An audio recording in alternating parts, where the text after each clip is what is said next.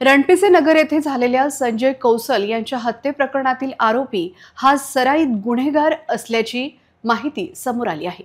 कुदळ आणि टिकासने वार करणे हे महेंद्र पवार यांच्यासाठी नित्याचे झाले आहे।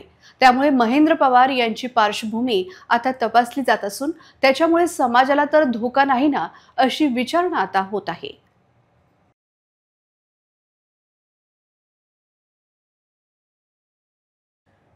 मुरलीधर टॉवर्स या सोसायटीच्या अंतर्गत काही किरकोळ कारणावरून संजय कौसल आणि महेंद्र पवार यांच्यात वाद होता।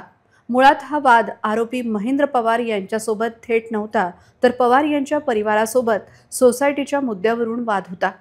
त्या वादातून महेंद्र पवार याने निवृत्त अभियंता संजय कौसल यांच्यावर कुदळने सपासप 7 वार करत त्यांचा बळी घेतला। त्याचे सीसीटीव्ही फुटेज व्हायरल झाले। या प्रकरणात पोलिसांनी तात्काळ महेंद्र पवार याला ताब्यात घेत त्याची चौकशी सुरू केली आहे। सिव्हिल पोलीस स्टेशन अंतर्गत 12 ज्योतिर्लिंग मंदिर परिसरामध्ये असलेल्या मुरलीधर टॉवरजवळ साधारणतः 8 वाजता संजय कौशल यांच्यावरती महेंद्र पवार या आरोपीने कुदळीने हल्ला केलेला आहे आणि सदर घटनेतील आरोपीला ताब्यात घेण्यात आलेला आहे आणि पुढील तपास मान्य पोलीस अधीक्षकांच्या मार्गदर्शनाखाली सिव्हिल पोलीस स्टेशन करत आहे। याच मुरलीधर टॉवर्सचे चौकीदार गजानन हरिदास शेंडे यांच्यावर टिकासने महेंद्र पवार यांनी 5 जानेवारी 2022 रोजी हल्ला केला होता। त्यात चौकीदार गजानन शेंडे हे थोडक्यात बचावले होते। या हल्ला प्रकरणात हत्येचा प्रयत्नाचा गुन्हा महेंद्र पवार यांच्यावर दाखल असून तो काही दिवसांपूर्वी जेलमधून बाहेर आला होता। त्याने पुन्हा रागाच्या भरात आणि सोसायटीच्या वादाच्या पार्श्वभूमीवर अतिशय क्रूरपणे कुदळीने निवृत्त अभियंता आणि सोसायटीचे अध्यक्ष संजय कौसल यांच्यावर मृत्यू होईस्तोवर क्रूरपणे हल्ला केल्याचे सीसीटीव्ही फुटेज व्हायरल झाले आहे। या प्रकरणात सखोल तपास सुरू असून महेंद्र पवार याच्या इतरही प्रकरणाचा तपास केला जात आहे।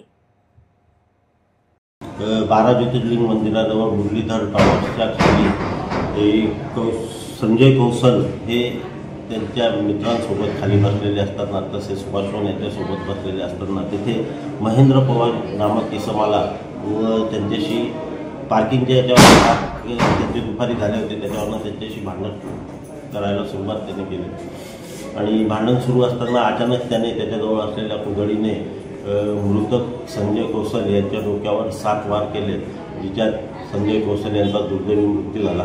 घटना केल्यानंतर आरोपी तिथून फरार झाला होता, पण आम्ही तात्काळ आरोपी अटक करण्याबाबतच्या सूचना आमच्या डीबी स्टाफला दिलेल्या होत्या।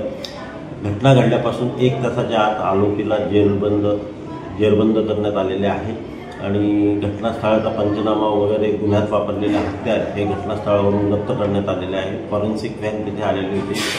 त्याच्यानंतर माननीय वरिष्ठ जे आहेत आमचे SP sir, DYSP Kulkarni sir यांनी घटनास्थळी भेट दिली आणि आता पुढील आज आरोपी या कोर्टात हजर करून त्याचा PCR घेण्यात येणार। आरोपी याच्यावर पूर्वी 2022 मध्ये CR नंबर 10/22 कलम 307 प्रमाणे गुन्हा दाखल आहे। आरोपी हा त्या गुन्ह्यात जेलवर बाहेर होता, अशी त्याची गुन्हेगारी पार्श्वभूमी आहे आणि मागचा जो गुन्हा गेला तो पण त्याने त्या अपार्टमेंटमधला जो चौकीदार आहे त्याला मारहाण केलेली आहे।